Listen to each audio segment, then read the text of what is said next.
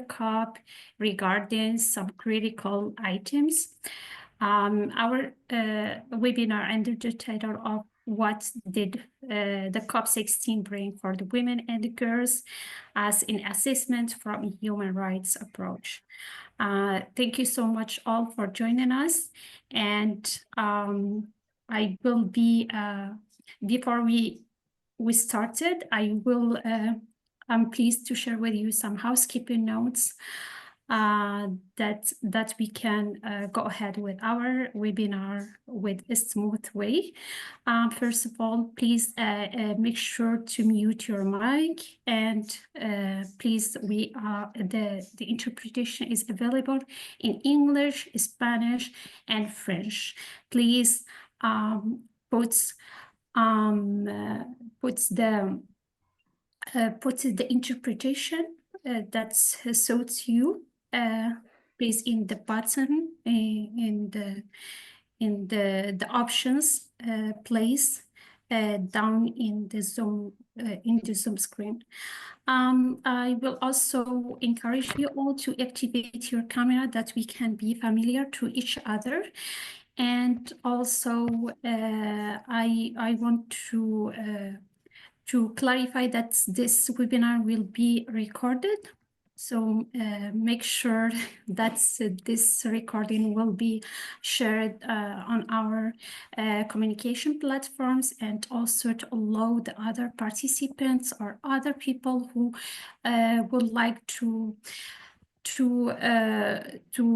rewatch this webinar. The recording will be in 3 languages: English, French, and Spanish.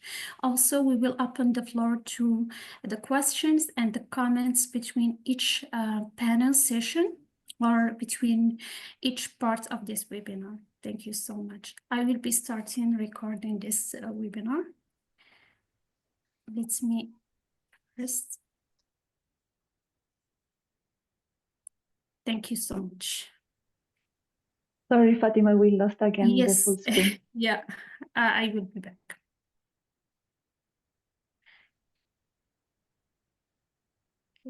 I think that you can hear my, you can see my screen now. Okay. Yes, thank you so much for confirming this. Okay. I will be starting by sharing the agenda for today. So we will be starting by open remarks with our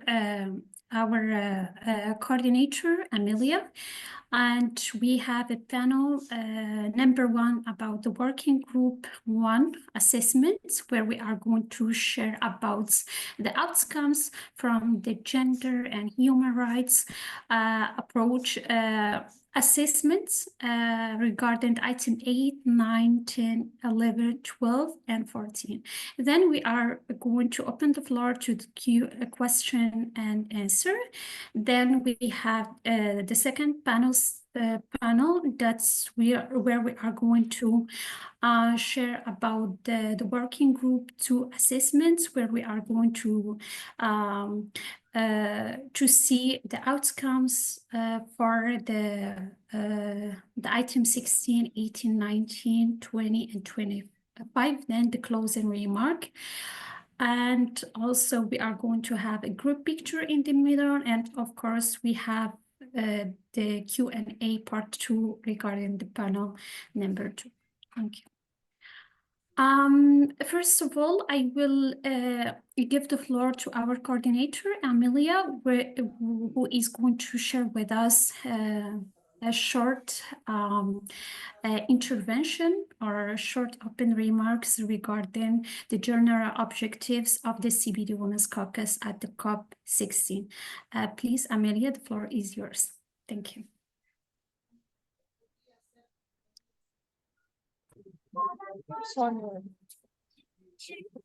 Amelia, can you hear us? Thank you so much.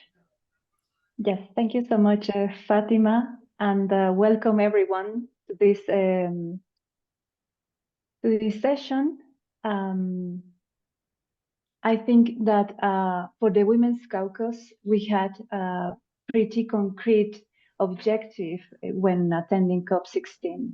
And our main objective was to make visible the need for a human rights perspective to be embedded into the COP16 decisions and discussions.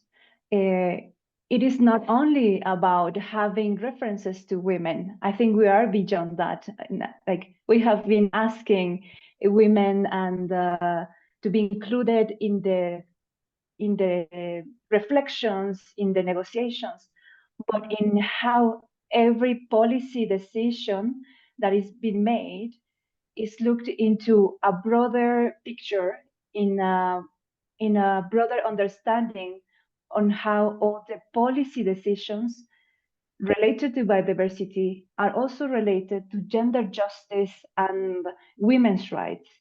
And I won't give any details because my colleagues will give those details for the particular items. But our main demand when being at COP16 in Cali, it was how women's rights, women and girls' rights, and gender dynamics should be fully understood and could be embedded into the negotiations, and particularly in the ways those decisions would be implemented.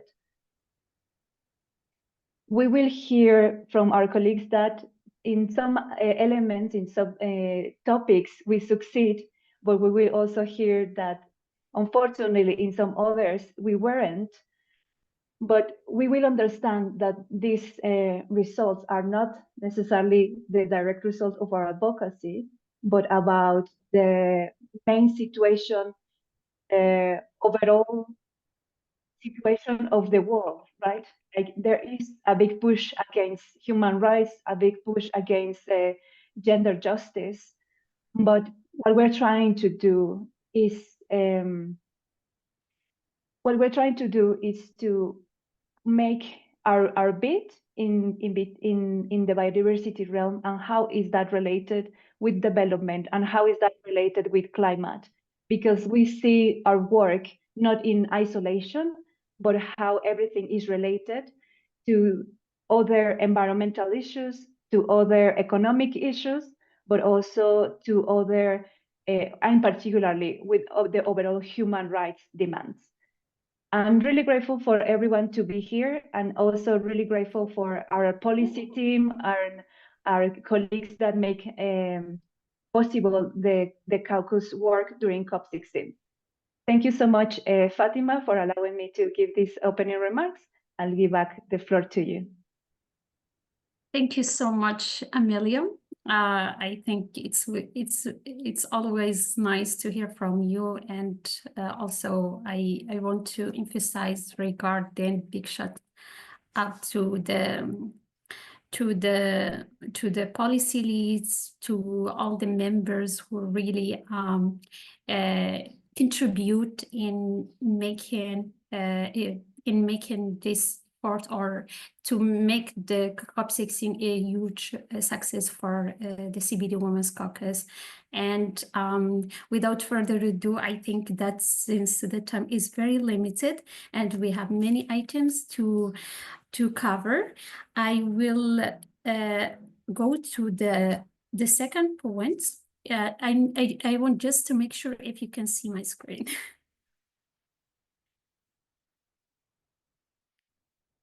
Sorry, I can hear you very well. Thank you so much. Our first working group, as I mentioned before when I shared the agenda, we will be starting by the item 8, where our colleague, the policy lead, Sharon, that will be shared with us about the progress on the preparation of the targets and updates of the MB-subs. I will give the floor to Sharon. Please, Sharon. Thank you so much, Fatima. Good day, everyone. I will also try and be brief since the time is limited. So I am going to present on item number 8 on the National Biodiversity Strategies and Action Plans, the NBSAPs. A lot of the discussion happened during the SPI, which was pre-COP, and a lot of negotiations were done then. Before the COP ended, the president of the COP presented a CRP, which is uploaded online. So majority of, or as Amelia had mentioned, we did not have some of the pointers that we wanted included in the document. However, it is key to note and take note that at least 5 paragraphs were adopted. Oh, there's some echo. Without brackets, as at the time the COP ended.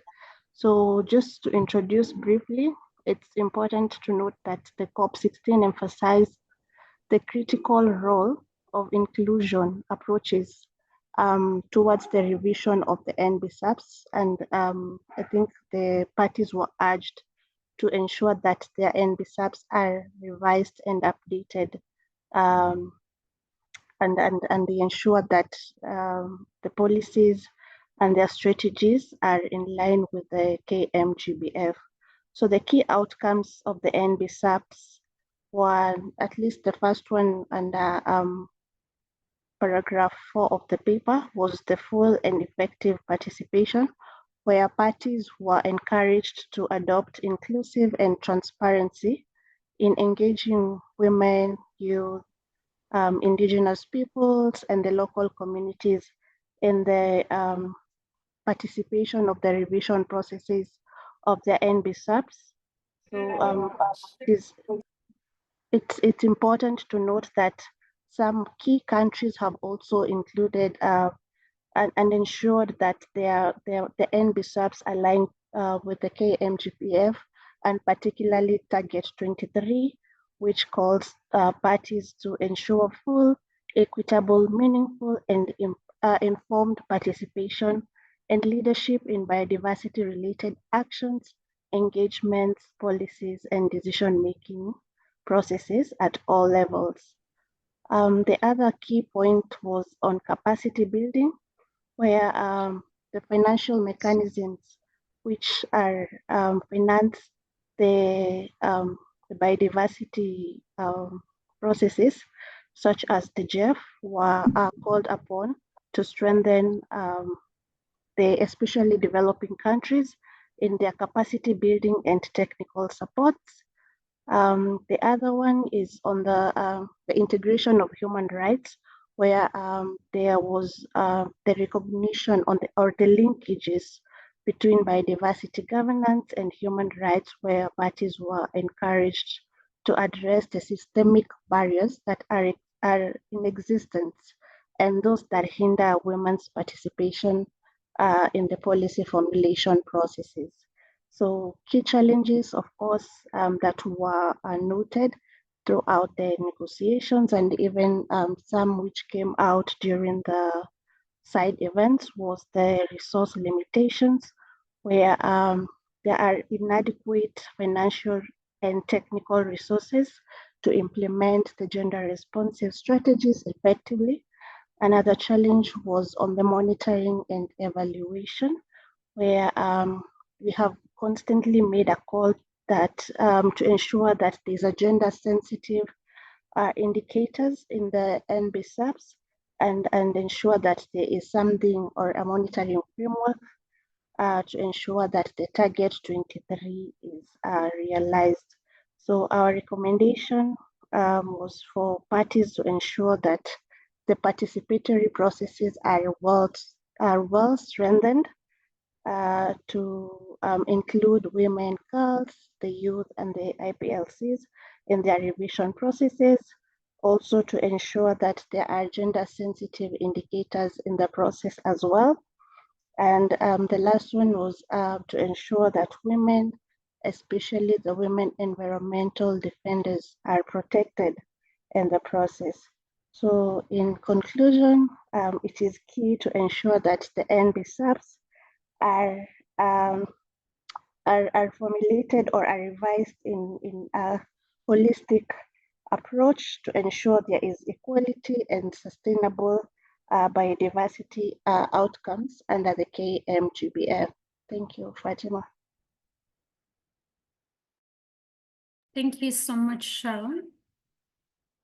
Thank you for sharing this, the main points or the outcomes regarding the item 8. And as I said before, the time is very limited, and thank you so much for being on time. I will move to the other item, and please keep the questions until the end. Not until the end, but until we finalize the panel, the first panel. I will go to the second item in our agenda about the DSI, the Digital Sequence Information on Genetic Resources, where our policy lead, Eda Fernandez from Mexico, will share with us the main points or the outcomes regarding this item. Thank you. Thank you, Fatima. Thank you all for being here and interested in these very important results. Digital sequence information on genetic resources, the multilateral mechanism, and the global fund was one of the main and most contended issues in the COP. It took a long way to arrive to where it ended in terms of we got something there, not basically as women from the world, but there are some things that are interesting and we can be happy about some results.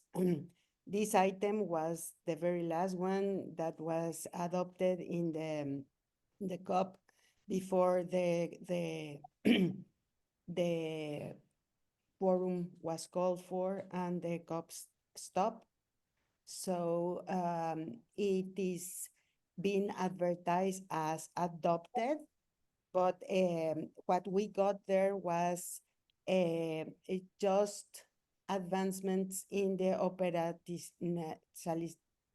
operationalization of this sharing of benefits from the use of digital sequence information on genetic resources.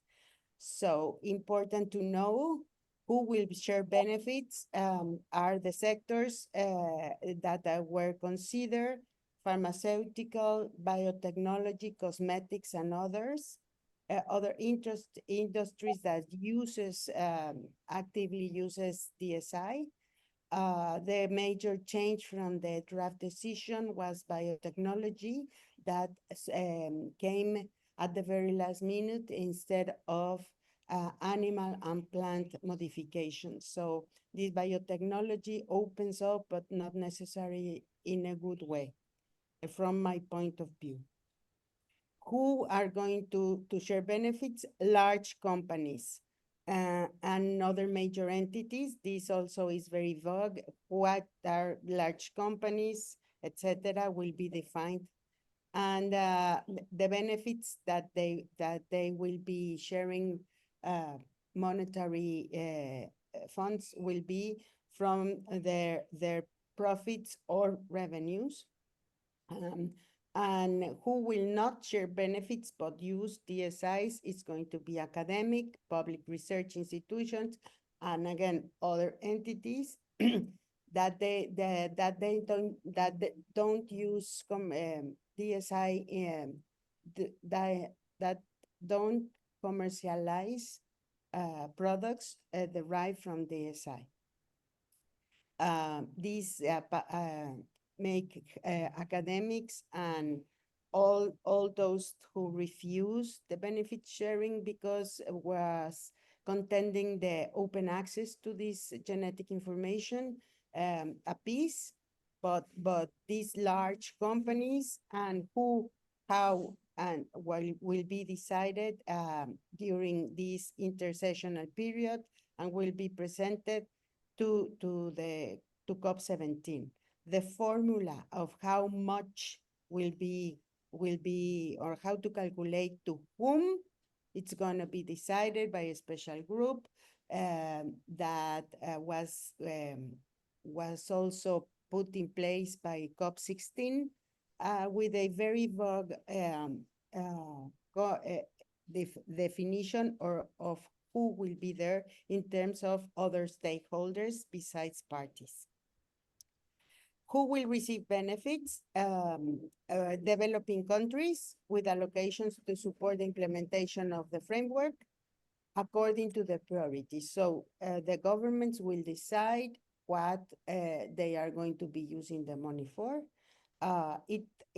There's a special direct call to indigenous peoples and local communities as beneficiaries, including women and youth within those communities.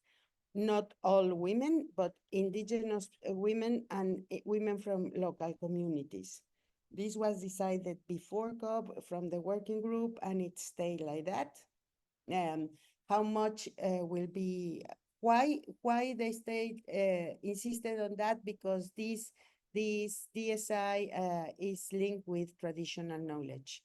Then how much will be of the global fund will be allocated for indigenous peoples and local communities, at least half.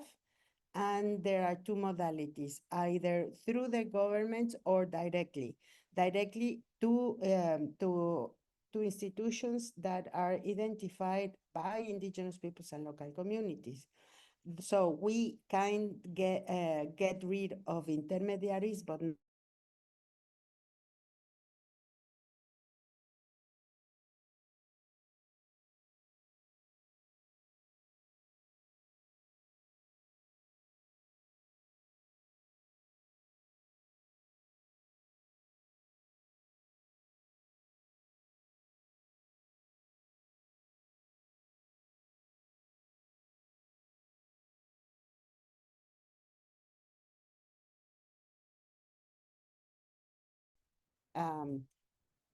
these are the wins, and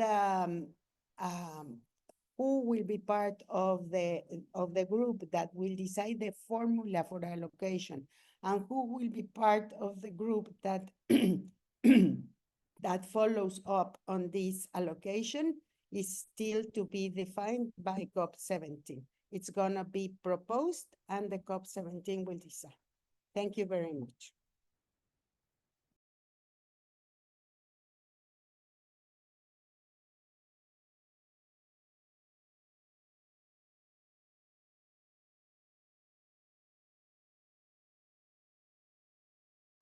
We cannot hear you, Fatima. Fatima, you're muted. Okay. Thank you so much, Ada, for sharing this information, this invaluable outcomes regarding this. I know this, and all of us aware how much discussions done during the COP regarding this item. 6 minutes, it's not enough, and only one webinar, it's not enough to cover all the items. But thank you so much for sharing this, the juice of what we have gotten, or the key points regarding this item. Thank you so much, Ada. I will move to the next item, which is the item 10. As you all know, that some items still pending, and we will talk later on regarding on when the discussion or the COP will be resumed to cover or to finalize this pending items. And one of this item is this item that's regarding the mechanism for planning and monitoring, reporting and review. And for this item, we have our dear colleague, Christina, who is the lead for this item. of the monitoring framework. Christina, can you hear us? Yes. Yes, please. Thank you so much. Let's see. Christina, Yeah. please Okay. I'm go in a ahead. public space, so you Yes. might hear some weird sounds from time to time. But No, thank you it's very much. perfect. You are clear Right and now, loud, it's yes. perfect. Okay, thank you very much, and nice to see many of you again after Kali. I think I'll be quick. I try to really summarize what is a very huge, long document, but in the end, it was divided into two decisions. And as Fatima said, this is still pending because negotiations are not concluded. The COP was suspended, as we know, and this will go to an extension of the COP16. But what was overall interesting to note is that the second decision, the one on the planning PMRR, we need to become very acquainted and very familiar with this new acronym. Especially the global review was in a way more controversial than the monitoring framework. And so there were some differences of views and divisions. But overall, I think it's good for four things. One is this section C, at least I use the language from the current document, which is urge parties to take section C of the framework into consideration. So this is good for the human rights-based approach. As you know, there was an info document from ATEC making suggestions also on how this section C of the framework could be monitored. So this is good. There is also most important thing, as we know, while Women Caucus had obviously still pushing and advocating for a headline target for 23, for target 23. We knew that the willingness and the appetite by parties to bring this up or to fight for it was minimal. I mean, we know that some parties wanted it, but they it was a very hard catch for this round. What was very important was to clear and to lift brackets around special paragraphs that allows for the process for the development of new indicators, including headline indicator, to continue. And that is secured. It's paragraph number 30, well, until the next round of negotiation, but hopefully it's there. Component indicator on the implementation of the GPI, we can say was not adopted because it's pending, but is secured in the annex as component indicator. The land use change headline indicator for target 22 was adopted, and that was also high on the women's agenda. Disaggregation, which is very important, especially disaggregation to create a more gender responsive monitoring framework, is still optional. And I would say that there is still no disaggregation by sex gender for three very key targets, which are target 3, 10, and 22. But anyway, there are ways to sort of complement that by, first of all, getting engaged in national indicator setting for MBSAP. So a lot of work for us to do there, and to make sure that there are more, there is attention to disaggregation by sex and gender in those. So not everything is lost. And then I come to the draft. So there was an L document, but that was also superseded by the president document. And after many fights, it was agreed that the global review also be based on contribution from indigenous peoples, basically stakeholders and rights holders, including women. And that was not easy to pass, but it was secured in the end.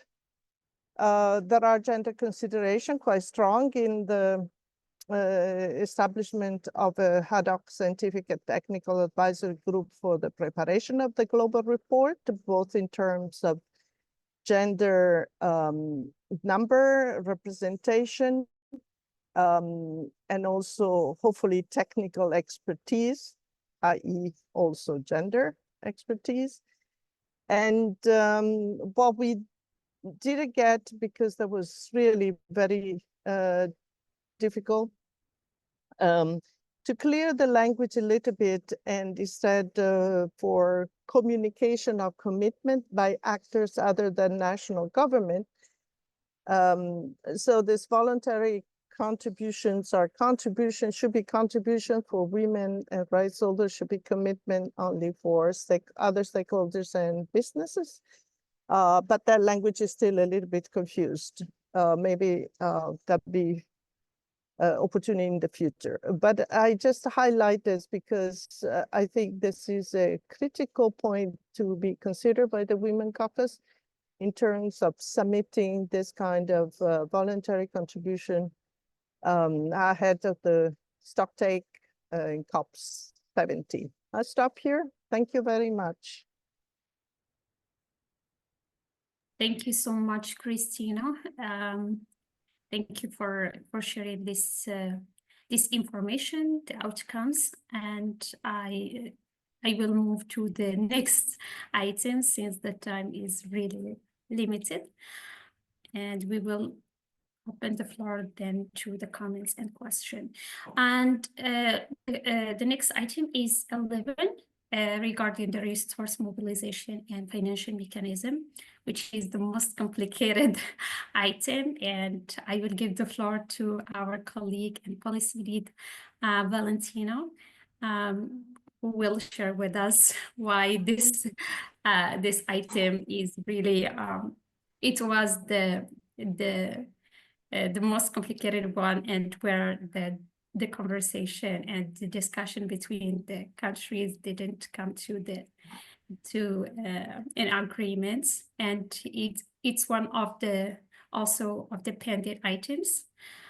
Valentina, are you with us? Thank you, Yes. Fatima. Thank Yes, you so thank much, you Valentina. for Amelia and Fatima and all the Women's Caucus team for organizing this important debriefing, for inviting us to share some reflections. As you see in the screen, it was, together with BSI and other agenda items, one of the most difficult discussions. It is impossible to summarize all the achievements or pending issues in 6 minutes, but I'll do my best, and maybe in the Q&A session we could interact more. But basically, the press reported it as a failure because one of the objectives of the COP16 was to advance resource mobilization for the implementation of the GBF. And it couldn't be possible to achieve this objective. Under Target 19, it is also an agreement that parties have to mobilize $200 billion per year by 2030. So we're talking about agreements that are already adopted, and that was the base of the discussion.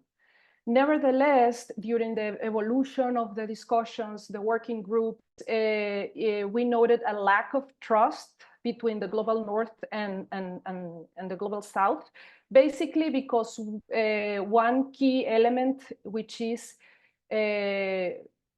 whether to continue with option A, as you see in the screen, establishing a dedicated global biodiversity fund under the authority of the COP, which was supported and promoted by the Global South, or option B, maintaining the existing and now interim financial mechanism known as the GEF, the Global Environmental Facility, which largely served the interests of donor countries, and it's also being a bit problematic according to some parties. Also, other developing countries argue that it's inadequate, and even they argue that it's a politically motivated fund. So they would rather support a dedicated fund for under the authority of the COP. But the Global North has no appetite at all for this option. Even the UN, the European Union, after the very last minute, said that it was not ready to adopt this decision that could at some point balance some asymmetries, or at least have a more democratic process under this discussion. Next, please. So this element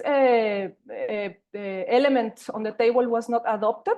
It was a bit painful to see and notice the discussions, but actually we need to continue advocating for key important elements that are strategic for women and girls' rights.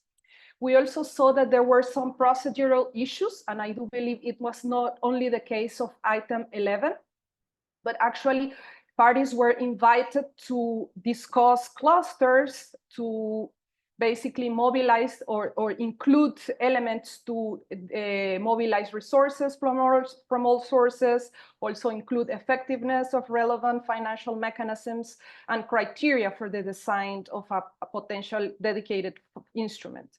But at the end, after so many discussions and inclusions there, it wasn't possible. The clusters, or what it was discussed under these clusters, was removed from the L document.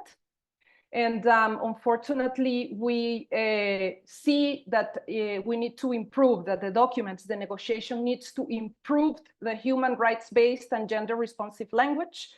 Currently, the document, the L document, says that the resource mobilization should follow, but we would like to see stronger language regarding that. Also, there is no references to direct access to funding for women, youth, indigenous people, and local communities, which was another demand of the COPCUS.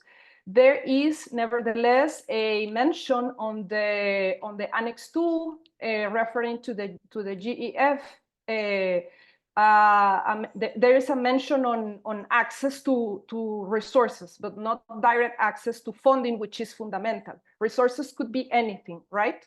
And they are called strategic partners. So we still need to produce and strategize and move forward to improving, if possible, this language. The revised resource mobilization strategy was adopted. It has some interesting elements there, including capacity building, which was an important demand of the caucus. But I think that we need more ambition regarding this important item. As we have been emphasizing over the last months, over the year, we need to implement decisions already taken. So we need to focus on adopted decisions. Okay, elements that are already approved, and we need to continue emphasizing that provision of funding to implement decision 1511 on the gender plan of action is fundamental to achieve the gender responsive approach, and also decision 15.4 on transformative change.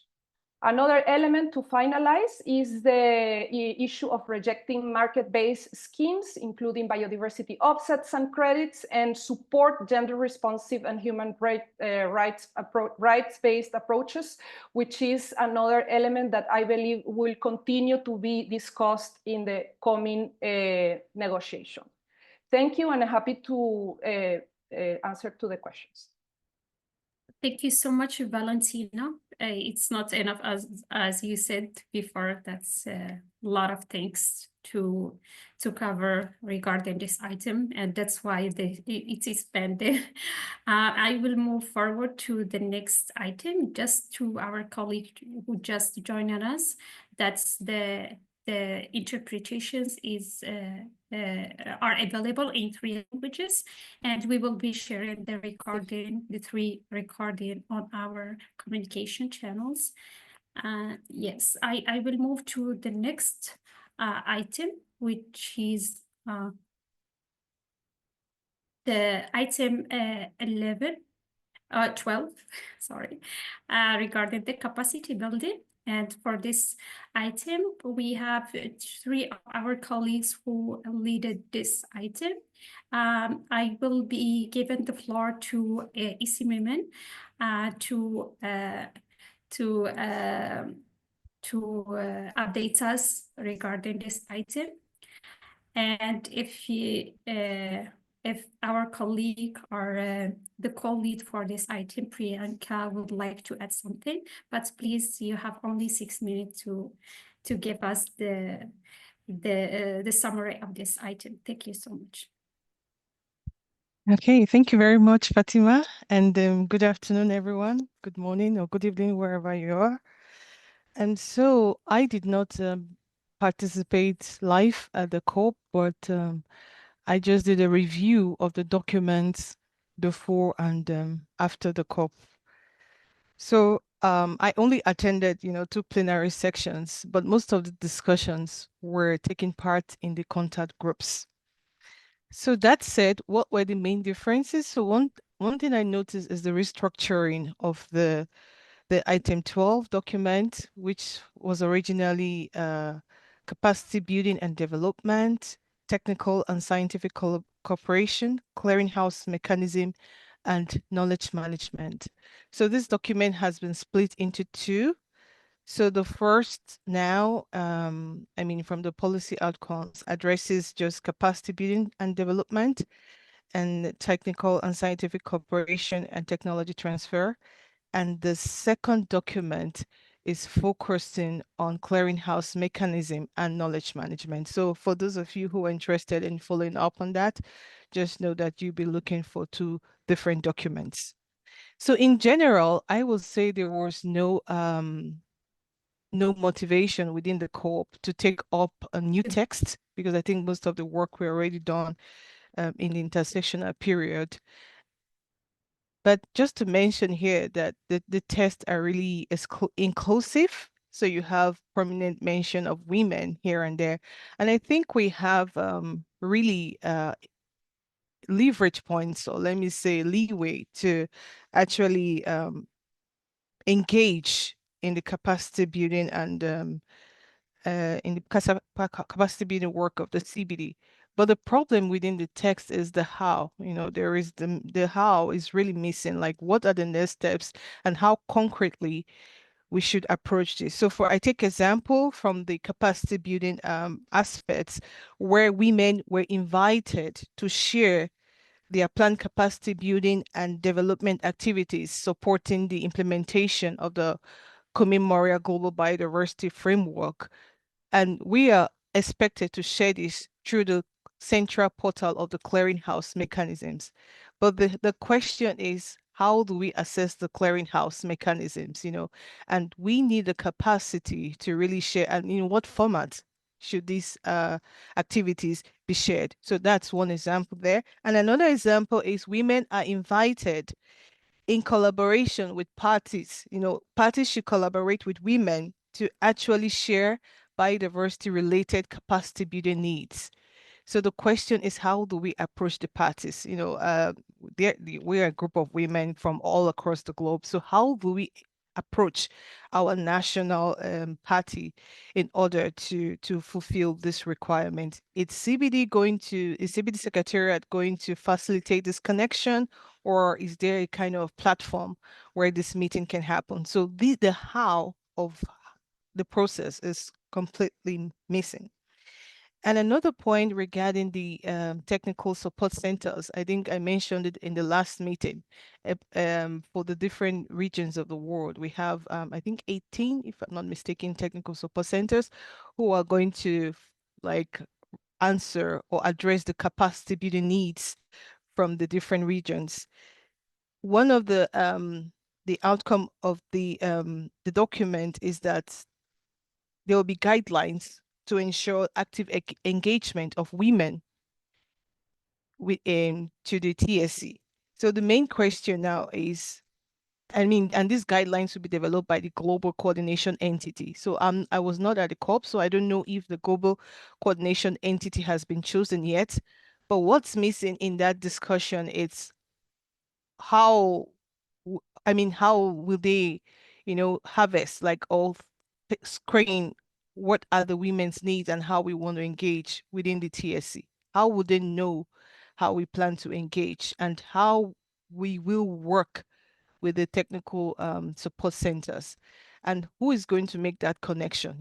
Is it on us to contact the technical support centers, or we, the secretariat or the global coordination entity, do more to facilitate that connection? So all of these are still very much open. And also what's really missing is the timeline for implementation.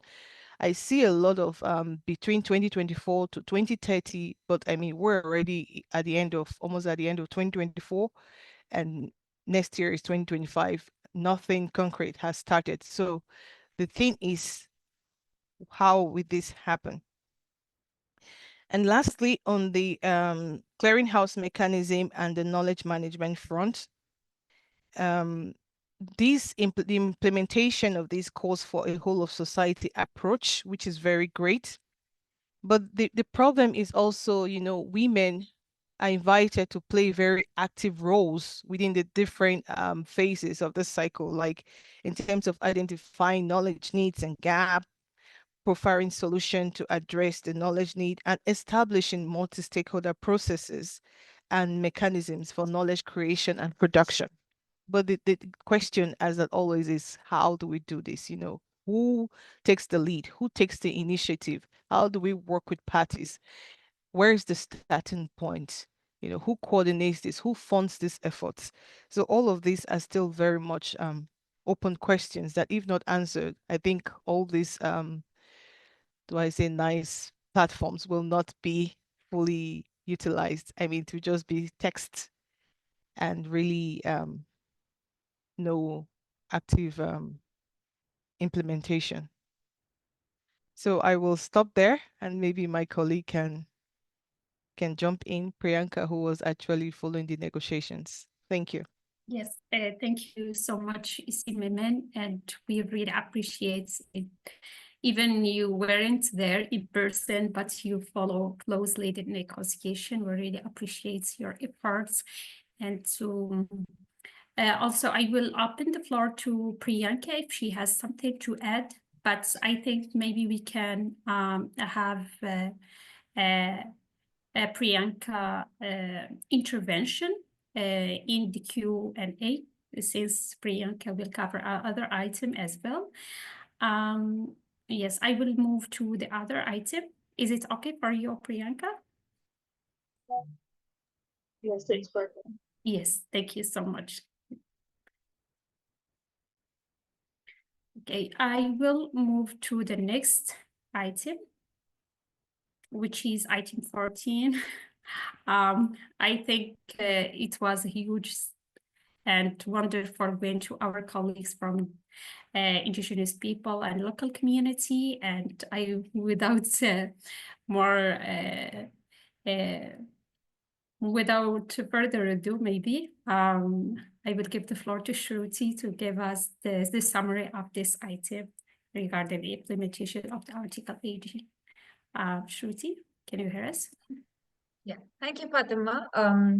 I think this was one of the most monumental decisions that emerged from COP16 this time. We know that a lot of it actually jumped into contact groups. There was very limited discussion that actually happened in plenary. And there were more than 6 contact groups. That's what I could remember at the top of my head, but definitely more than 6 contact groups through which 5 decisions were adopted. And the first and definitely the most, yeah, thanks, Christina, 7 contact groups, one shot. So definitely the first one is that we have a permanent subsidiary body on 8J established.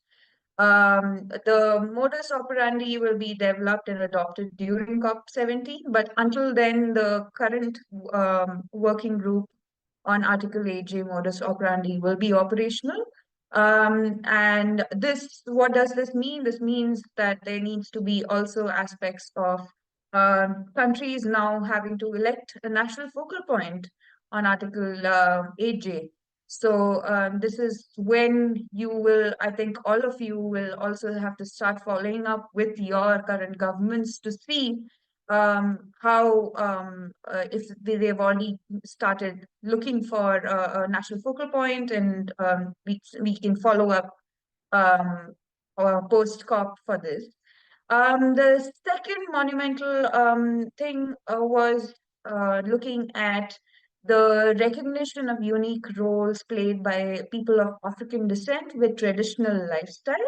So that was another decision that was taken, which was brought in by Colombia and Brazil, but also supported and passed. So this is the decision on the recognition of people of African descent. And the third one we have is the new program of work, which has very strong human rights-based elements and gender-responsive language. It has 9 principles, general principles, and 8 elements. The 9th principle also, in fact, quotes that we need to have the program of work needs to be done in a gender responsive manner, looking at the gender plan of action. So it definitely has very strong. In fact, one of the element is also the human rights based approach, along with access, which includes direct access to funds for indigenous peoples and local communities. And then the fourth decision is on the recommendation of the Permanent Forum on Indigenous Issues pertaining to CBD. This was adopted with a caveat that in the footnote that this will not have any implications or create any kind of divides between indigenous people and local communities, and does not impact the rights of the local communities. So with that, this decision was adopted. And the final one was on the in-depth, I think one of it is missed. So the final decision was on the in-depth dialogue on the role of languages in the intergenerational transfer of traditional knowledge, practices, and innovations. And there also the text was clean even before it came to COP. This was something that was negotiated in Geneva, where Women Caucus had put in very strong languages of the role of women, particularly in the intergenerational transfer of traditional knowledge. So that has been retained, and in fact, it's actually already right now.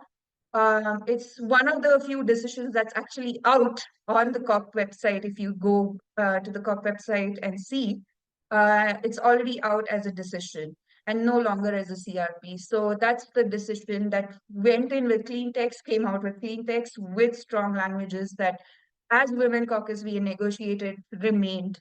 So with those are some of the monumental aspects of 8J, implementation of 8J and related provisions. And I think I'm going to stop now.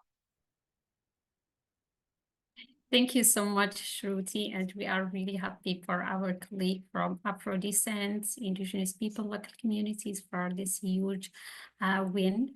And I think it's time for your question. Please, if you have any question or comments, please raise your hand that we can give you the floor to speak. And also, if you are not able to speak, please drop your question in the chat box. Thank you so much. We have only a few minutes to thank you so much, Christina, for joining and for your your incredible intervention regarding your item of monitoring. Thank you so much. The first hand I can see is Valentina. Please, Valentina. Yes, maybe to break the ice. Thank you, colleagues, for sharing. I have a question for Shruti on the issue of the permanent forum on indigenous issues pertaining to the CBD, right? I wonder if was there a discussion regarding how it would be in line with the UN permanent forum, or what kind of scope of this permanent forum would have? And the other issue is on the focal points, just to check, because as we have gender focal points, gender and biodiversity focal points, I guess that it is another issue that will depend on national priorities and all that, right? So that the ideal scenario would be that all parties to the convention will have, but maybe if you could further explain on the potential critical issues. Thank you. So can I come in? Can I respond to Valentina? Okay. So here I think there was a lot of discussion on the whether the permanent forum on indigenous issues will inform the discussions with CBD, or is it the CBD informing whatever the kind of decisions that are coming out? But at the end, what they said was that the SCBD, the Secretariat will inform the permanent forum of the various decisions and discussions that will take place with, now that we have a subsidiary body. So it's not the other way around, but the one where SCBD is going to inform the permanent forum. Thank you so much, Shruti. I will go over Berta. Berta, please unmute yourself and please go ahead. Thank you. Gracias, muchísimas gracias. Muy buenos días a todas, queridas compañeras. Bueno, nuestra gratitud por todo ese trabajo y los informes, o sea, que nos están compartiendo, que son el resultado, o sea, de mucho esfuerzo. En relación, digamos, al ítem 8, tengo related to item 8, dos preguntas I have two concretas. questions, two ¿Cuántos concrete países questions. al final First one, how many entregaron, countries digamos, o sea, sus at planes the end nacionales did actualizados con deliver metas y se their national comprometieron con plans metas updated or con their metas targets? concretas en relación, digamos, And al how Plan many of Mundial them de will Biodiversidad, engage with UNED Mundial, concrete que tiene 23 metas. concrete target Y of luego, cómo the global la pregunta biodiversity quizás es framework that más has desde a acá. total of ¿Cómo 23 desde targets? nosotras, And so my desde second el question caucus, is, how from our side, evaluamos from the Women Caucus, que how estos can we planes nacionales assess hayan sido that elaborados, these o sea, de national forma plans equitativa, will be inclusiva, elaborated in an participativa, equitative, igualitaria, inclusive que hayan sido, way? que haya sido, digamos, a través, o sea, del mecanismo de consulta previa, libre e By informada, o sea, de using hecho también, the porque previous lo estipulan, o inform sea, los principios, o sea, mechanism, as precisamente it del is CBD. said by the Y por principles la of the información, o sea, CBD.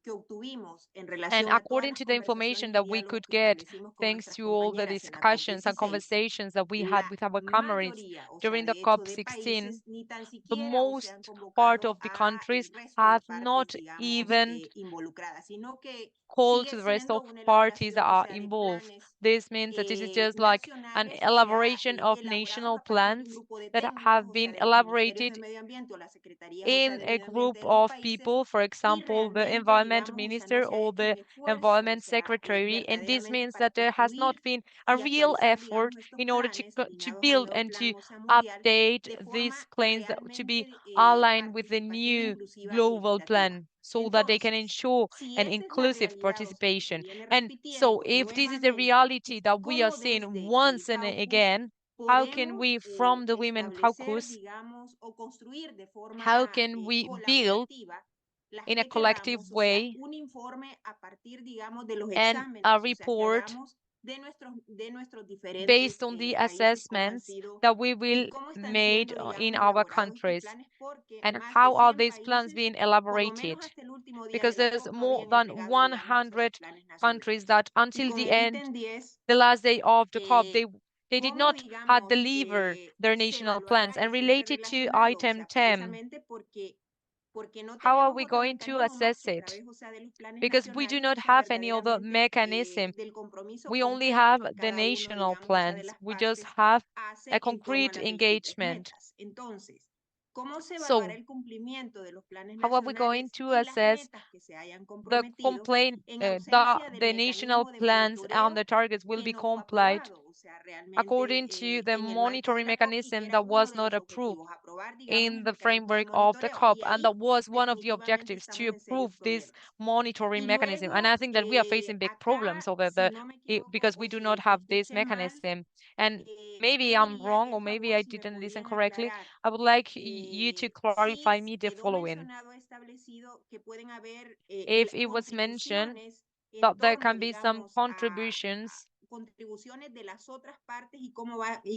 the other parties. And if it was said, how can we present these contributions coming from different parties? And I would like to end my question saying the following.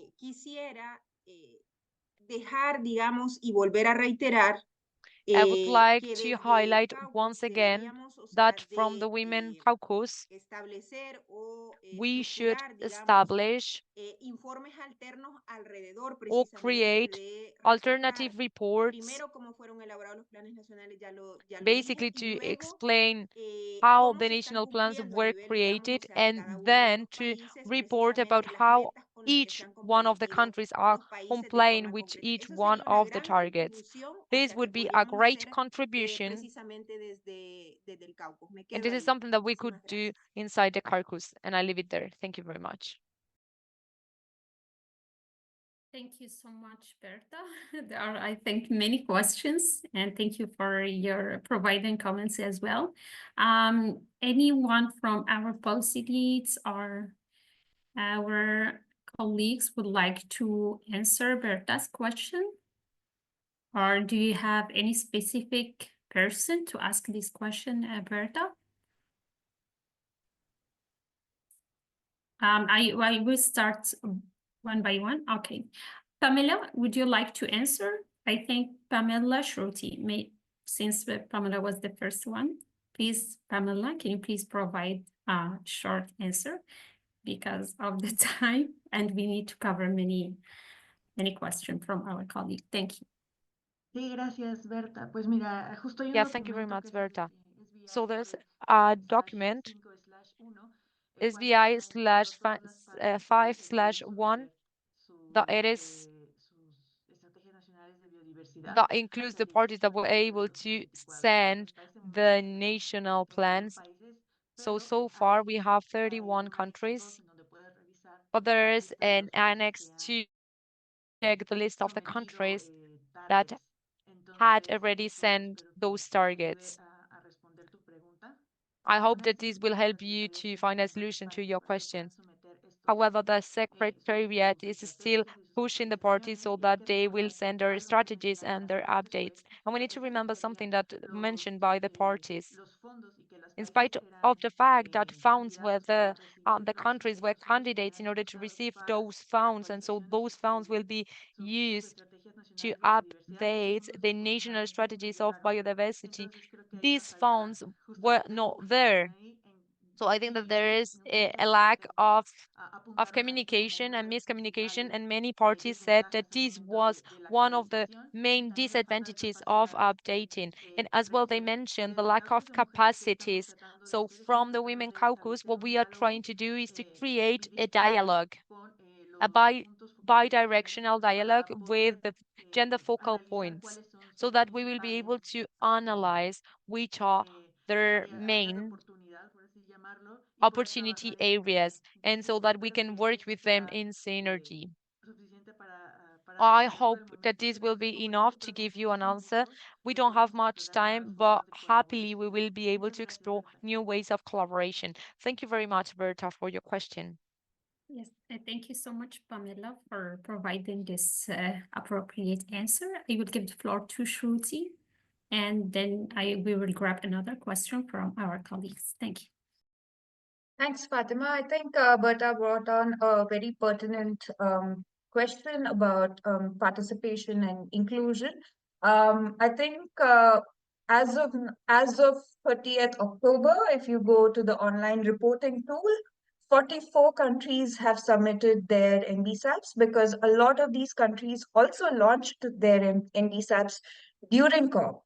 So we do have a lot of updated NBSAPs being uploaded there, and we know that 119 countries have also already put in their national targets. So countries, we will be aware of this as to how many countries have actually included Target 23. Fatima, I shared it.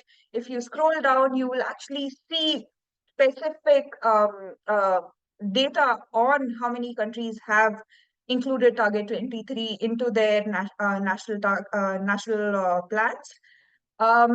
What we can definitely do, and I think that's something that's great, Berta, if there is a renewed energy for people to do, is to look at how many of these countries have included Target 23. Have they included them in entirety? And it's not just Target 23, but we also need to look at gender inclusion in the larger scope of NBSAPs. And if within Women Caucus we want to do a general a kind of analysis of it, and if people want to come together, we would be more than happy to develop a methodology for anyone who is keen to look at their own country's NBSAP and do it. So that'll be great, and we can have like something maybe even before the resumed COP to provide that these are the data that is coming out from a general assessment that we do. So I think that'll be great. Thanks, Berta, for bringing this up. Thank you so much, Shruti, for sharing this. And this is based, we are working collectively, and we are grateful that we are a network or a group from all over the world. So we are counting on each one of you to support our position. And we are providing all the necessary documents, including the booklets that's released before the COP started. And we already, as we mentioned before, that we worked on bilateral meetings where we tried to push for our demands, for our position, but this is not going to work without the contribution of each one of you. So we are counting on you that we can reach the sky with this group, and to ensure that the gender responsiveness is included in all the decisions and all the agenda items. Thank you so much. I will grab the last question, since time is very restricted, and we will go ahead with our agenda for today. Please, if you have any question quickly that we can provide, and we are also going to open the floor for other questions for panel 2. Since I think we don't have any questions for the first panel, we are going to go ahead with our agenda. But first, we are going to have to capture the moments. The group picture. I will allow me to ask you all to unmute your to show us your beautiful faces, your beautiful smiles, that we can capture this moment. And yes, I will try to to take Maybe just if you a turn off picture. the, Sorry. stop sharing, yeah, and Yes, we can submit it. I'm trying to do this. Okay, perfect. All of Bye, you. everyone. Now I can see all of you.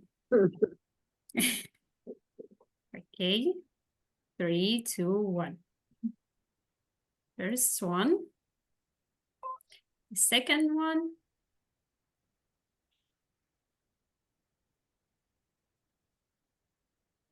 Three, two, one. Perfect.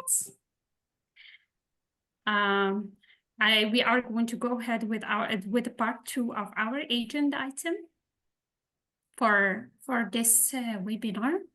Let me share again my screen. Okay. Now our panel discussion, or our second part of this webinar regarding the working group number 2 assessments, where we are going to cover the rest of the items. I will go ahead with item 16 regarding the scientific and technical needs to support the implementation of the community GBF with our colleague from Nepal, Priyanka. Priyanka, are you here with us? Thank you, Fatima. So most of this item was followed by Christina Sabi, but since she's not here, I'll be reviewing it for the webinar. Our agenda with item 16 was to retain the HRBA language and 2D. However, now at the ending plenary, the language and gender equality and the human rights-based approach is under brackets. So sorry, Priyanka. I'm so sorry for interrupting, but we cannot hear you properly for the interpretation. I'm going to move a bit closer. Is this better? Just let me. Can you? I think that's the reason noise in your back, and maybe you can. I will ask everyone to mute their self. Can you please please your voice that we can hear you properly, and to allow the interpreters to provide the interpretation. Thank you. Can you hear me better, the interpreters? Perfect. Okay. Yeah, for us, it's perfect. Hopefully for no, I'm asking the interpreters. Okay. Yes. You said it is. Okay. So yeah, to start again, I'll start again, but it's very short, so don't worry, I won't go over the time. So item 16 was followed by Christina for the larger part, but she's not going to be here, so I'll be doing the review on her behalf, I would say. Most of our priority was to retain paragraph 2D, which talks about HRBA language, equity, gender equality, and the human rights-based approach. There was a lot of discussion regarding this language. However, this language is still in brackets, as in the final plenary, Russia and EU did not agree with removing the brackets. There was a lot of support for us from SIDS, Panama, Mexico, Fiji, and all of these countries. So this is something we can look forward to when this is discussed later on. There was no specific references to new programs of work, but decision to conduct a strategic review and analysis of the programs of work of the convention. And there's also possibility for women to provide submissions on their views and relevant experience on work areas in paragraph 2. But like Ismail mentioned earlier, there's a lot of lacking in language and how this is gonna work. So that is pretty much it for item 16. The decision has not been adopted, so we can still look forward to hoping that 2D is included, as this is of most importance to us. That is it for my part. Yes, thank you so much for the clarifications. I think that we are going to go ahead with the next item. And if you have, please, any questions or comments, we will give we will open the floor for this just right after the presentations or the second panel. Thank you so much. Now we are heading to the item 18. So we are making progress on diverse values of the biodiversity, and I will go ahead with our colleague Melissa to cover this item. Melissa. Thank you, Fatima. Can you hear me well? Perfect, loud and clear. Thank you. Okay, thank you. Yeah, this won't take much time, but I just want to guide you guys through the outcomes of this item. As I mentioned, we didn't have any contact groups regarding this item. This was addressed directly in plenary, and as I'm sure other colleagues have mentioned, the interventions from the Women Caucus were limited, so we actually couldn't intervene particularly in this item. But overall, on the decisions and the text and the outcomes, I would say that they were good. Overall, we had one of the things that we were asking for, and it actually got approved, was to welcome the IPBES report and its key messages on these methodologies to assess the diverse values of biodiversity. That went in, is already in the text. And also there's references to target 22, 23, section C, and that these items should be done with effective participation of women, IPLCs, and youth. The only thing that got deleted was this bit of text around policy reforms or reforms of institutions. Based on these assessments about diverse values of biodiversity, parties were not comfortable to take this in, so that got removed and watered down a little bit, and just there was a brief mention of how these assessments should inform sustainable pathways for development, but that's it. And I think an interesting thing to remark, and that was addressed by Priyanka in the item before, is that from this discussion, one of the parties, Bolivia, pushed to have a new area of work related to these new values of biodiversity, and now that has been included in item 16. If there's any questions, I'm happy to answer at the end. Thank you.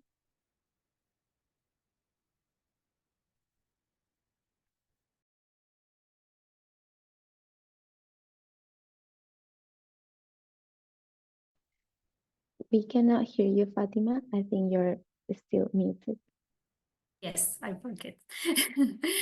Sorry for this. Thank you so much, Melissa, for sharing this. And yes, we will open the floor again to the questions. And if you are not able to provide or to speak, you can please put your questions in different languages in the chat box. Thank you so much.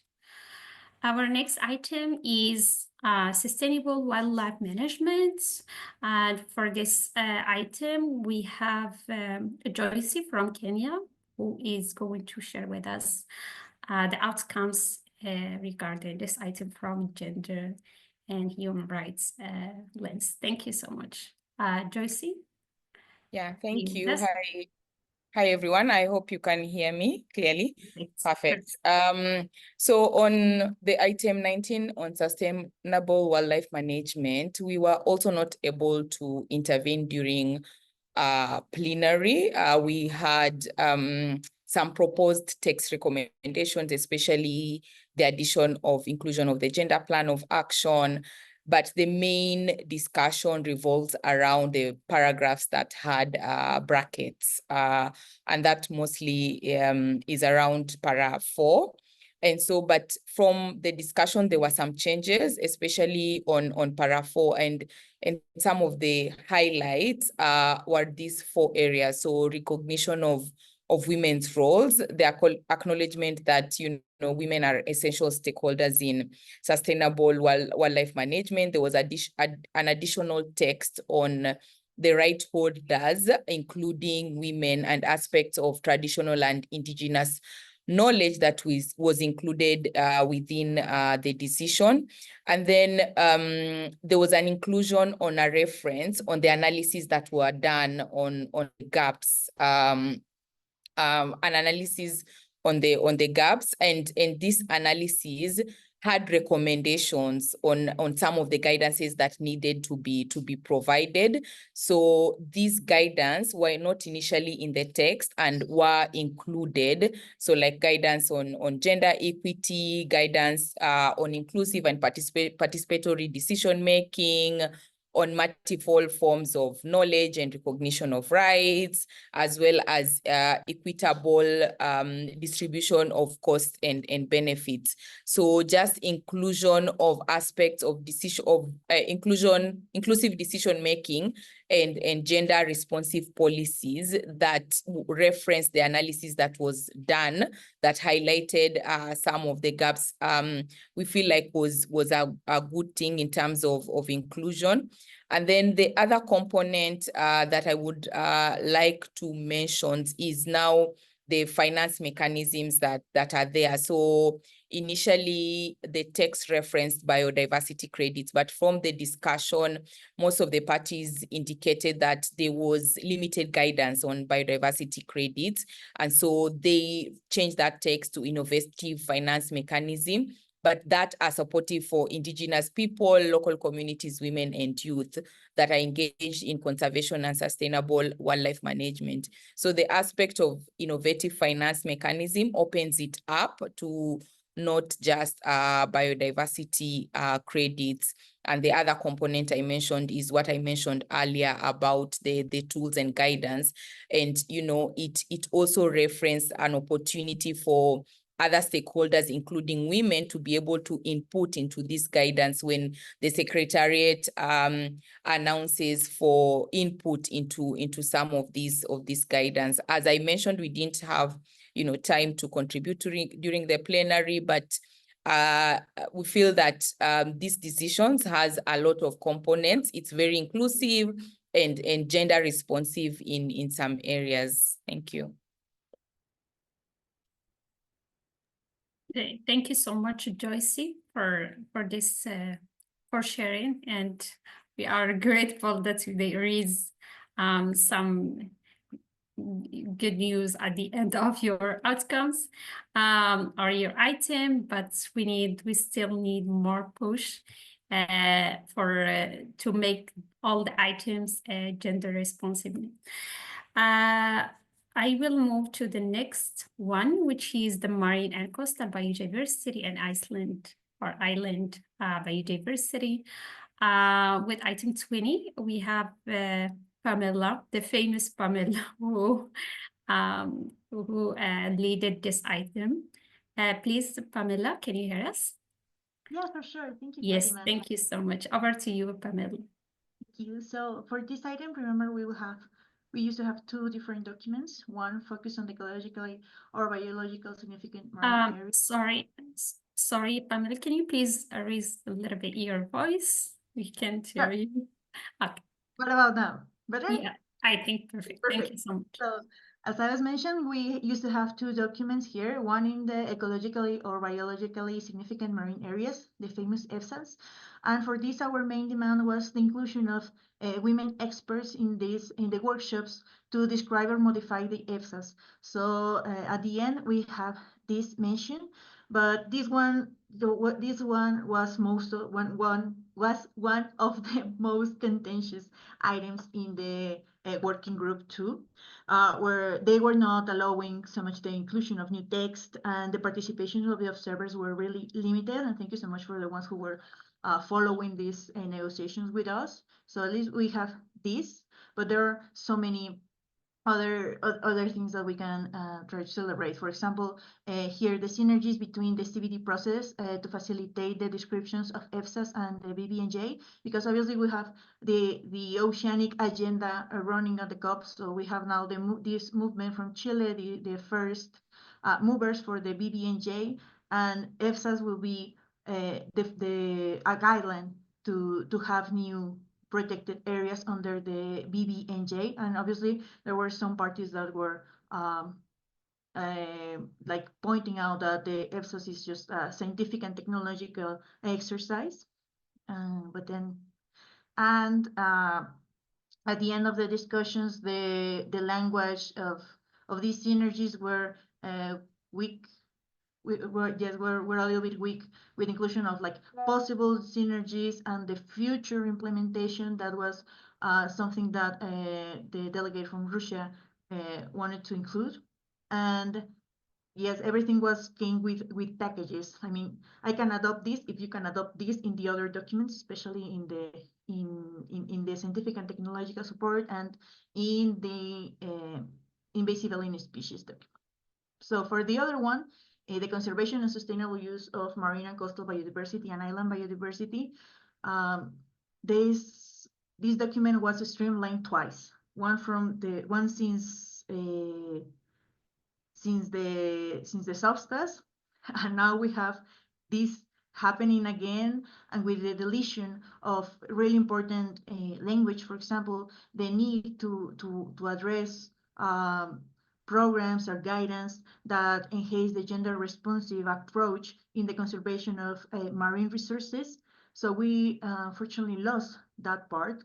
But with our champions and with our great support of our colleagues from the UN Women's and lots of lobby, we have the paragraph R that reads to improve the robust engagement of a broader range of stakeholders in conservation and sustainable use of marine and coastal biodiversity, in particular by ensuring the full and effective participation of indigenous people, local communities, women, girls, children, and youth. So this was a huge achievement because, as I already told you, the insertions of new text were something really hard to have it. And yes, if I'm allowed to say, Chile was our great champion in this.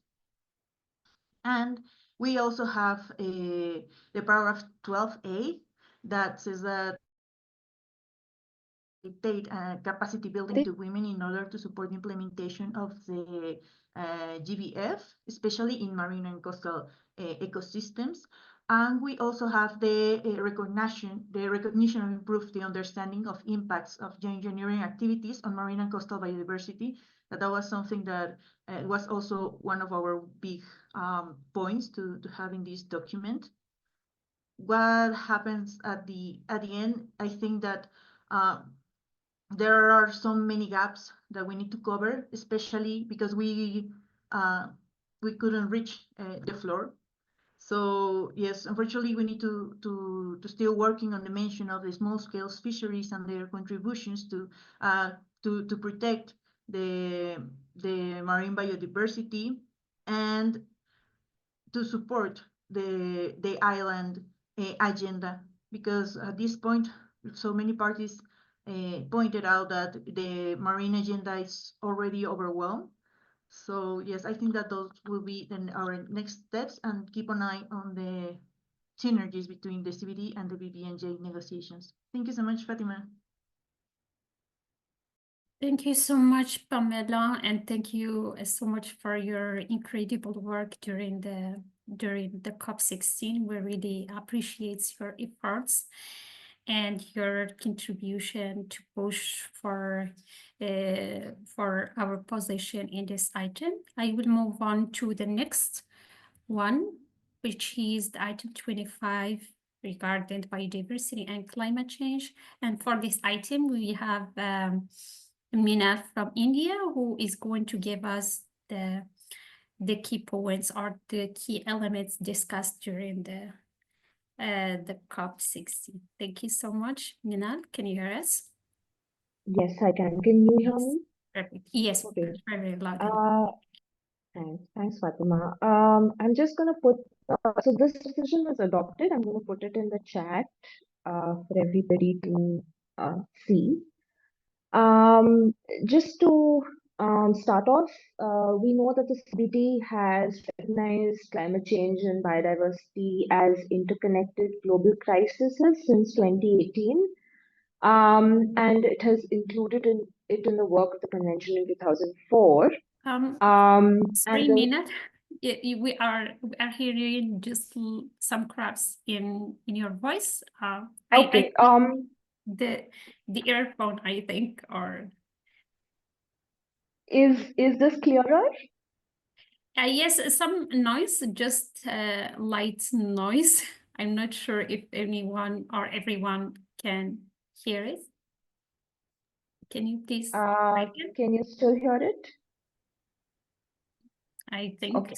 Yeah, yeah. Please, Okay. thank you so much. Just to avoid any, that's All right. proposal. Sorry about this. We also know that the GBF has two targets that address climate change. So essentially at COP16, it was expected that the CBD would continue to acknowledge these interlinkages, especially by enhancing the coordination between international and national efforts to address these crises and to ensure that the efforts were gender responsive. And then also to ensure that biodiversity and human rights are protected in these crises, and also in the solutions to these crises so that they do not affect human rights and biodiversity negatively. Within this also, it was crucial for the Women's Caucus to acknowledge that women and girls are negatively impacted by both the crises and the emerging solutions, and that there are safeguards put in place for both. Now, there were several textual recommendations in the original document that came from Substar 25, which needed to be retained. Some needed to be adopted, and there were some additions. Just to also say that we collaborated a lot with the other caucuses, especially the GYBN as well as the IIFP in this decision, and it was a particularly hard sort of negotiation because, as you know, both are contentious issues. So some of the textual recommendations that were really strong were that any actions taken to meet target 8 and 11 need to have strong environmental and social safeguards and follow a human rights-based approach.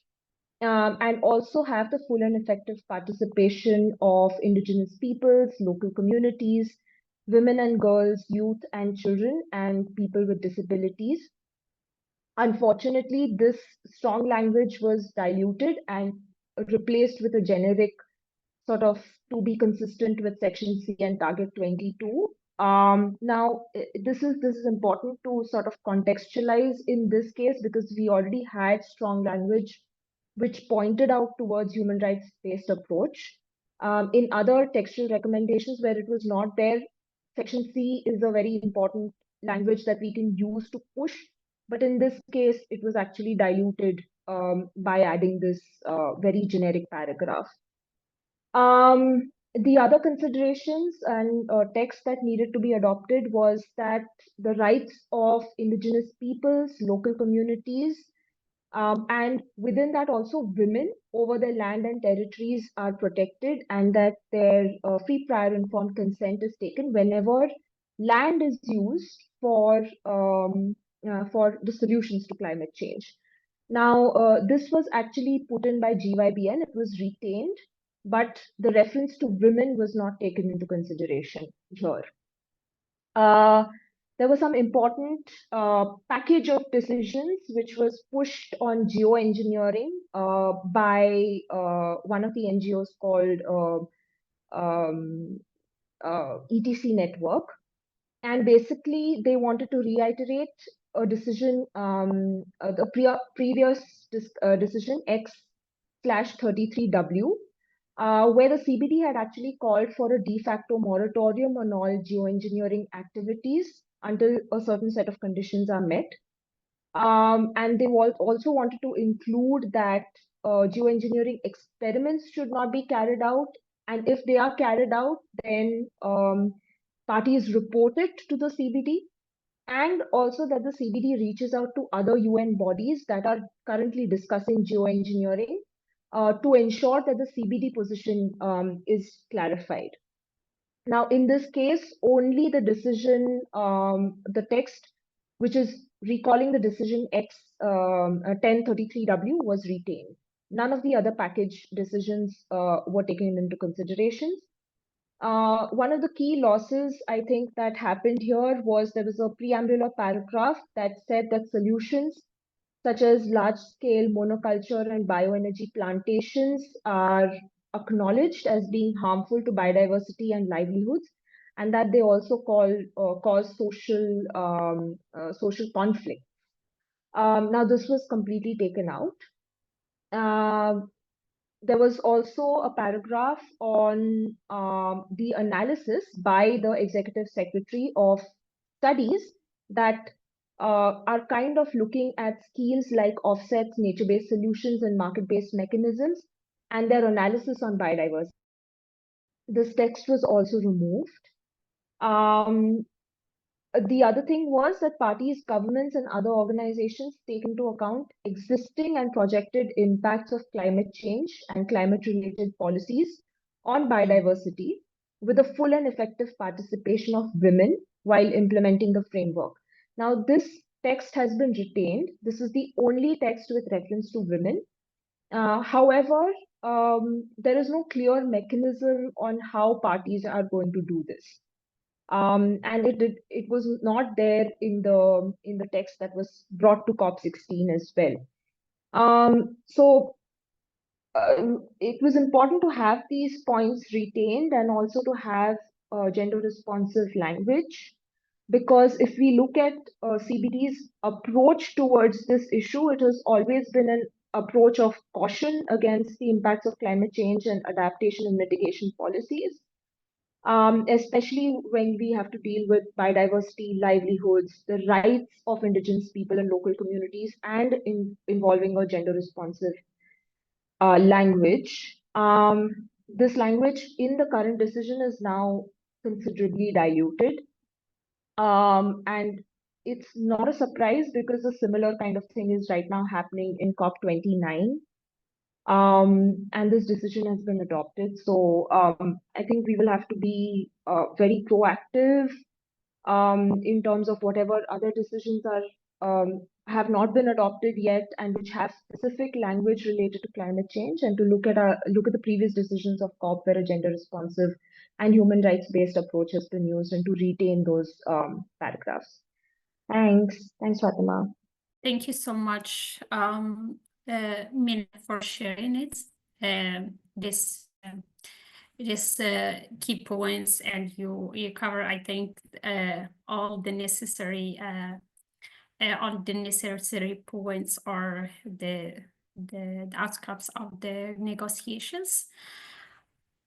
I will open the floor again for your questions and comments. Please, if you have any questions or comments or regarding the items that we covered today for our policy leads, please don't hesitate to raise your hand and share with us what you think, any confusion. Thank you so much, Melissa, for your contribution. I think Melissa is going to leave for now. Okay, thank you so much, Melissa, for joining us. Please, any one of you would like to share something regarding the items and any question for our colleagues? I can't see any hands up. I think everything is clear for the COP16. So far we have 3 pending items, and are going to resume them in the second parts, or maybe in the upcoming meetings where they are going to discuss this pending item. I can't see any hands. Please don't be shy and open your hearts, your mind. Okay. Yes, there is Cecilia. Cecilia, please, if you have any question to our policy leads or any ideas regarding the COP16 outcomes. Thank you so much.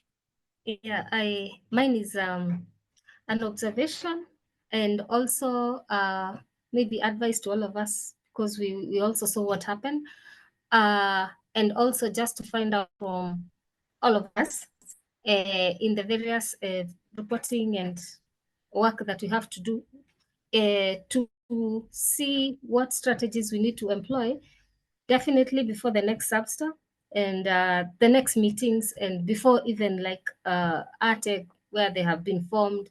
And in some cases, if there are technical meetings, we need to have strategies. So the people who are following, most likely who are in the contact groups and in those discussions, will know what we need to do immediately, like in the short term, in the medium term, and in the long term towards COP. Otherwise,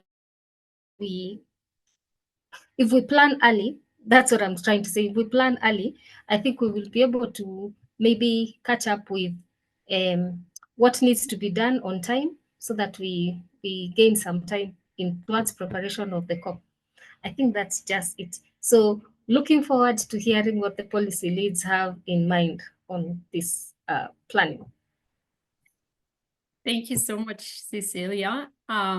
Yes, it's always great to listen to you and for your contribution.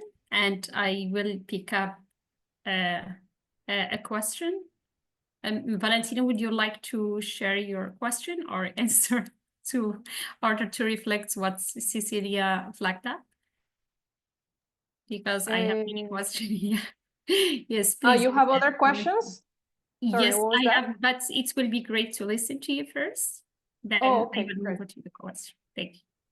No, yes, it's important what Cecilia is mentioning in terms of the strategies. I briefly included one recommendation in the slide, but you know, I really wanted to keep time, and I didn't mention it actually. But I think it is important to discuss the contentious items with other caucuses, because you know, there are many different items, and one solution doesn't necessarily fit all. You know, each item has different demands and strategies. And for the case of resource mobilization, well, I collect this item with Minal, and it was really, really difficult, you know, really, really difficult, not only to have access to the floor, but also to see the alignment of the partnerships that the caucus had with parties, you know, in terms of institutional arrangements, of, you know, partnerships to make important events and put important demands that didn't necessarily translate it in the negotiating table, you know.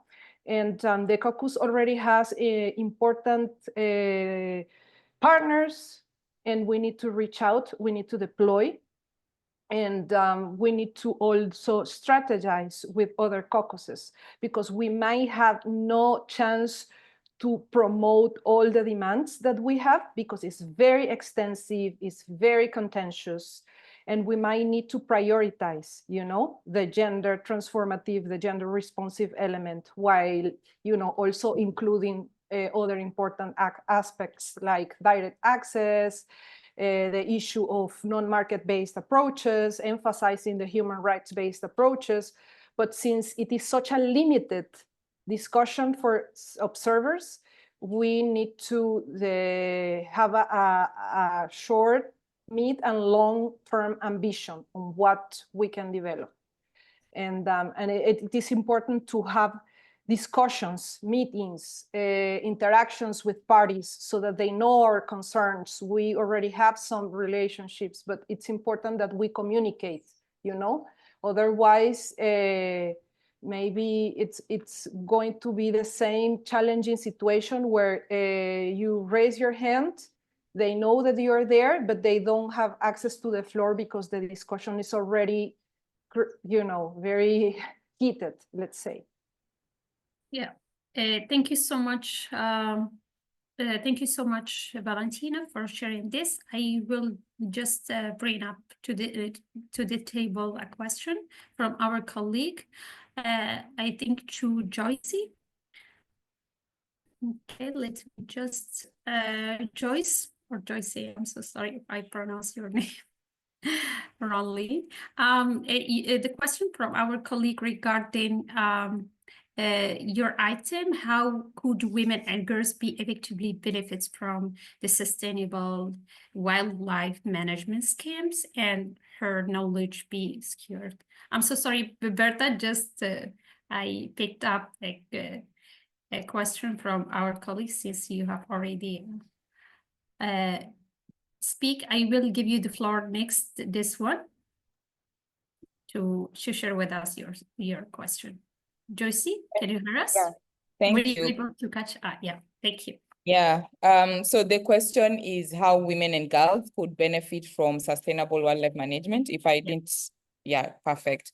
So I would say there are different aspects. It depends with the context. So and maybe I'll give an example of the Africa or Kenyan context where aspects of sustainable wildlife management, there are other compatible uses in areas where wildlife exists. And so women and girls, if they included one in decision-making on what can be done in these areas, especially in areas where there is wildlife, then they would be able to benefit from that. So example is, aspects of ecotourism, women establishing enterprises in these areas.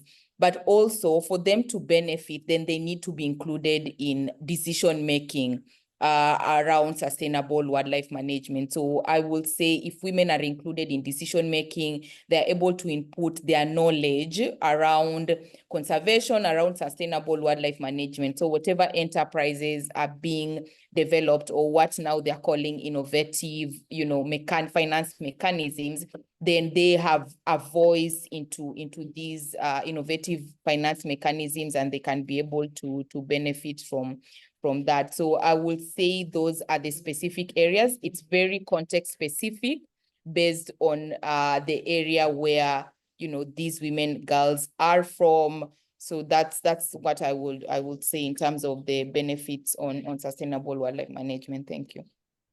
Thank you so much, Joycey. And I will go ahead, I think, with Berta. Would you like to share in 1 minute, since we have some slides or some announcement to the new attendees or the Bien, new gracias. Solamente de forma concreta Thank you very quería much. I would like just to say something. apoyar lo que I would like propone to Cecilia y Valentina, support what que es Cecilia and Valentina importantísimo y just va de cara, proposed. I digamos, think it un is poco a really lo que ella important, proponía con and it el is tema towards de los planes nacionales, o what sea, I esto también propose es parte, related to digamos, o sea, national como de esas plans, because estrategias. these also belong to Pero those dentro de eso, strategies. digamos, ese cabildeo And es inside importante, o sea, that, esto también we tomar need en to take into cuenta account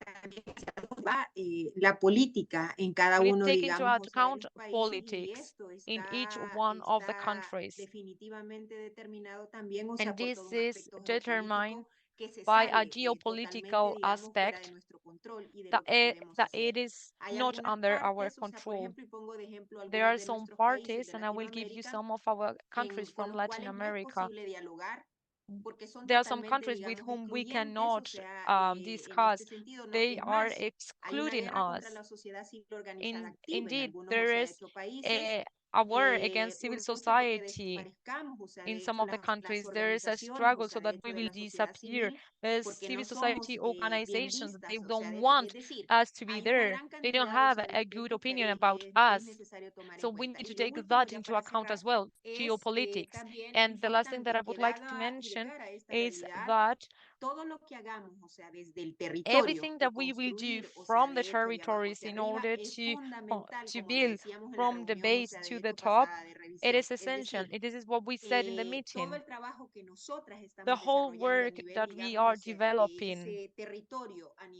at visión multinivel, a local es esencial level que lo sigamos with a haciendo multi-level porque vision, it is Sorry, essential to Berta. keep on de abajo working hacia on arriba. that Ahí because we me need to quedo. do Gracias. work from the base to the top. And that's all that I want to say.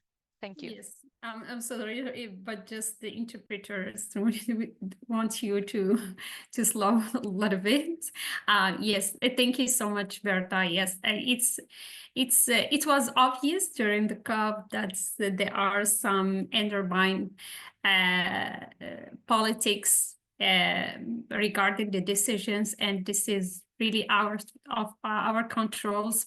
but we still have this hope to how we can, with our capabilities, with our efforts, how we can push regardless. There are this conflicts or these barriers that's stop us to don't include the gender responsive in the decisions. Thank you, everyone. I think that there are no questions from our colleagues, and since the time is our webinar is come to the end, I will just make some short announcements to the new attendees or to the people who just join us to this webinar. Please, you can sign up as organization or as individual. I put the link in the chat box. And you can be part of this network of this community. Just put or fill the form that you will find in the link that I shared. The next one, which is our communication channels, as I mentioned before, that there is a website, and we landed a special website page for the COP16, where you will be able to find all the necessary informations, the resources, and everything regarding our involvement during the COP. And without forget, as always, to follow us and interact with us in our social media accounts. I will share again the communication channels that I have already shared. And also the contact, here is the contacts if you need any information or you would like to collaborate with the CBD Women's Caucus, please contact us in our emails here. And without forget, and as you already know us during the COP16, that we launched already a platform, which is a platform to declare yourself as gender and biodiversity champion. I put here the QR code. You can scan it, and I can also find the link. I will put it here again in the chat box to declare yourself as gender and biodiversity champion. It's we already launched this form or this platform during the second part of the Women Forum.